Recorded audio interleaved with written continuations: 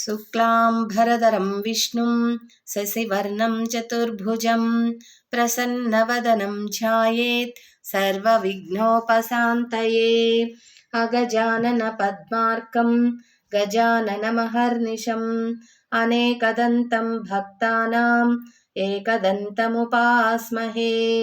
ॐ गुरुब्रह्मा गुरुर्विष्णु गुरुर्देवो महेश्वरः गुरुः साक्षात् परब्रह्म तस्मै श्री गुरवे नमः। ఓం.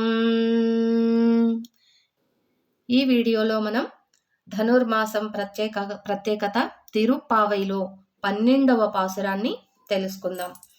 కనైత్తిలరంగత్తైరుమై కన్రుక్కిరంగి నిన్నైత్తుములై వలియో నిన్రుపాల్ సోరా நனைத்தில்லம் சேராக்கும் நச்செல்வன் நன்காய் பனித்தில்லை வீலனின் வாசல் கடை பத்தி சின்னத்தினால் தென்னில்லங்கை கோமானை செத்தா மனத்துக்கி ஞானை பாடவும் நீவாய் திரவாய் இனித்தா நிலிந்திராய் இதென்ன பேருரக்கம் అనైతిల్లత్తారు మరిందేలోరెంబావాయ్. ఈ పాసురం యొక్క భావాన్ని ఈరోజు తెలుసుకుందాం. లేగదూడలను తలుచుకొని గేదెలు పాలను నిరాటంగా స్రవిస్తూ ఉన్నాయి. ఆ పాలధారలతో ఇంటి ప్రాంగణమంతా తడిసి బురద అయిపోయింది.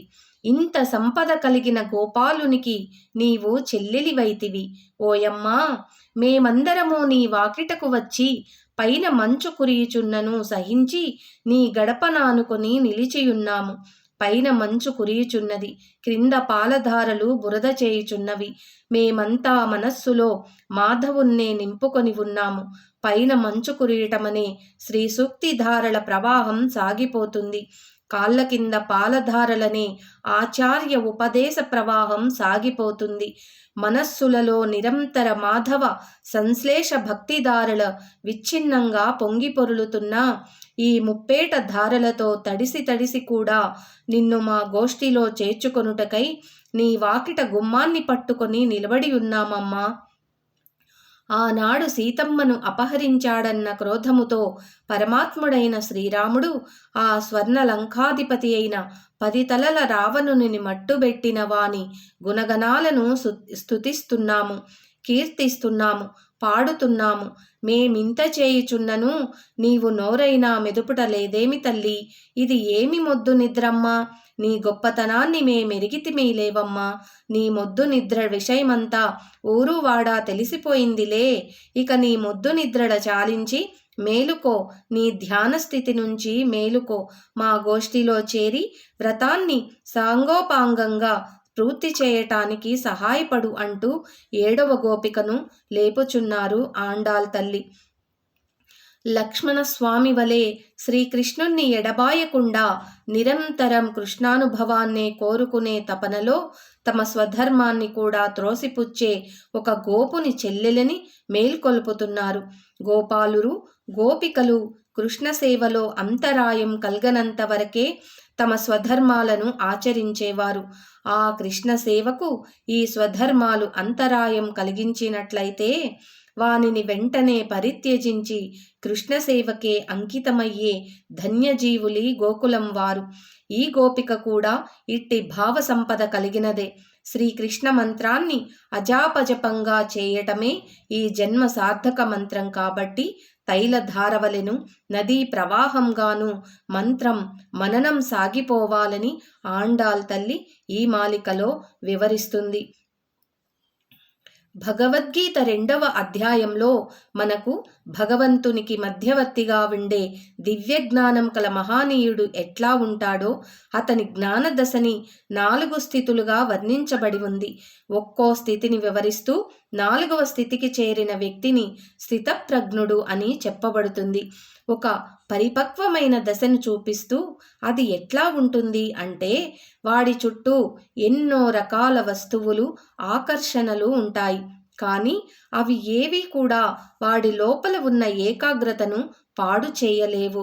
ఆత్మన్యేవ ఆత్మనా తుష్టా స్థితప్రజ్ఞ తదోచ్యతే ప్రజాతి యదా కామాన్ సర్వాన్ మనోగతాన్. వాడికి ఎలాంటి కోరికలు ఉండవు.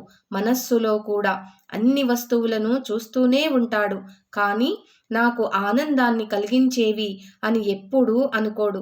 మరి ఆ స్థితి ఎలా వస్తుంది అంటే దానికి క్రింద ఉండే స్థితిని వివరించాడు. దుఃఖేషు అనిద్విజమనాః సుఖేషు విగత స్పృహః వీతరాగ భయక్రోధః స్థితదిః మునిరుచ్యతే. ఈ దశలో చుట్టూ ఉండే వస్తువుల గురించి తెలుసు కానీ మనస్సు వాటి యందు ఉంచకుండా సాధన చేస్తాడు. ఇది 2వ స్థితి. కొంతకాలం ఇలా సాధన చేసినట్లయితే మనస్సు స్థిరమవుతుంది. లోపలుండే పరమాత్మ విషయకమే ఆనందం. ఇవాల్టి గోపబాలిక అలాంటి స్థితి కలిగిన వంశానికి చెందినది అంటుంది ఆండాల్ తల్లి. ఇలం కత్తెరుమై లేత దూడలు కలిగిన గేదెల కన్నైత్ అరుపు వినిపిస్తోంది. ఎందుకంటే వాటిని పట్టించుకునే నాథుడే లేడు. వాళ్ళంతా శ్రీకృష్ణ సేవలో నిమగ్నమై ఉన్నారు. కన్రు కిరంగి దూడ విషయంలో జాలి తలిచి తనంతట తానే నిన్నైత్తు దూడ వచ్చిందని భావించి ములైవరియే పొదుగుల గుండా నిన్రుపాల్ సోరా ఏకధారలుగా పాలు ఇస్తున్నాయి. ననైత్త ఇల్లం ఇల్లంతా తడిసిపోయి సేరాకుం అంతా బురదమయమయ్యింది. ఈ గోపబాలిక సోదరుడికి శ్రీకృష్ణుడంటే అమితమైన ప్రేమ. అందుకే తన నిత్య కర్మలను వదిలి కృష్ణుడి వెంటే ఉండేవాడు. లోకంలో కర్మలు 2 రకాలు ఉంటాయి. ఒకటి లక్ష్మణుడి కర్మ, రెండోది భరతుని కర్మ. లక్ష్మణుడు రాముణ్ణి విడిచి ఉండనని రాముడు వద్దన్నా ఆయన వెంట వచ్చాడు. తను రాముని సేవలో మరిచి నిత్య కర్మలను పెద్దగా చేసేవాడు కాదు.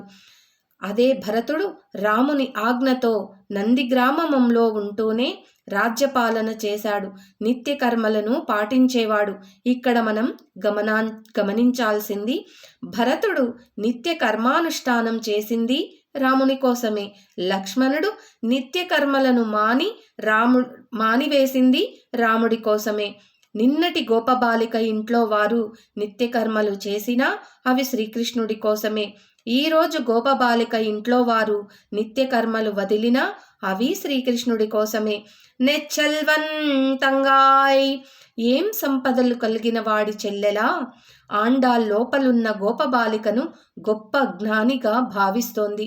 జ్ఞానులైన మహనీయులు వారు తామంతట తాము భగవద్ జ్ఞానాన్ని అనుభవిస్తూ మనపై జాలితో మనకు ఉపదేశిస్తూ ఉంటే మన దేహం తడిసి లోపల మనలోని హృదయం ద్రవించేట్టు చేసి మనం కూడా భగవంతుణ్ణి అనుభవించేట్టు చేస్తుంది.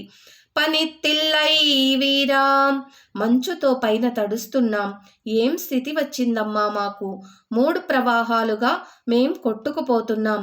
క్రిందేమో పాల ప్రవాహం, పైనేమో మంచు, మరి మధ్యలో మా హృదయాలలో శ్రీకృష్ణుడి కళ్యాణ గుణాల ప్రవాహంతో తడిసిపోతున్నాం. ఎక్కడ ఆధారం లేకుండా పోతుంది. మరి నిన్వాసల్ కడై పత్తి అమ్మా నీ గుమ్మపు పై కప్పును పట్టుకొని వ్రేలాడుతున్నాం. అయితే లోపలున్న గోపబాలికకు కృష్ణుడు ఆడపిల్లలను ఏడిపిస్తాడని కోపం ఉన్నట్లుంది.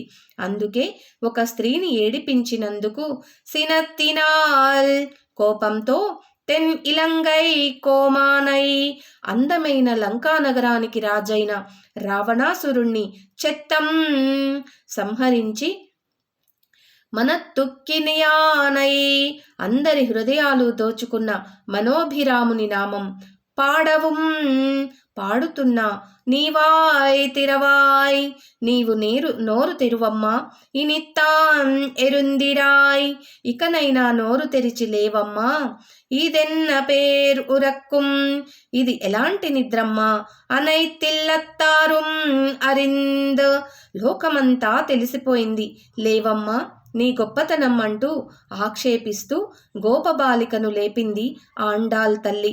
ఈరోజు పాసురంలో ఎంతో సంపద కలిగిన పాడి సంపద అంటే గోవులు ఎన్నో గోవులు ఉన్నాయంట, గేదెలు ఆవులు ఉన్నాయి.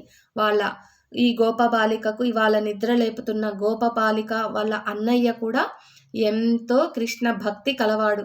ఆ కృష్ణ భక్తితో ఆయన నిత్య కర్మలు చేయాల్సినవి కూడా చేయకుండా కృష్ణుడి పాదసేవలోనే నిమగ్నమై ఉండేవాళ్ళంట.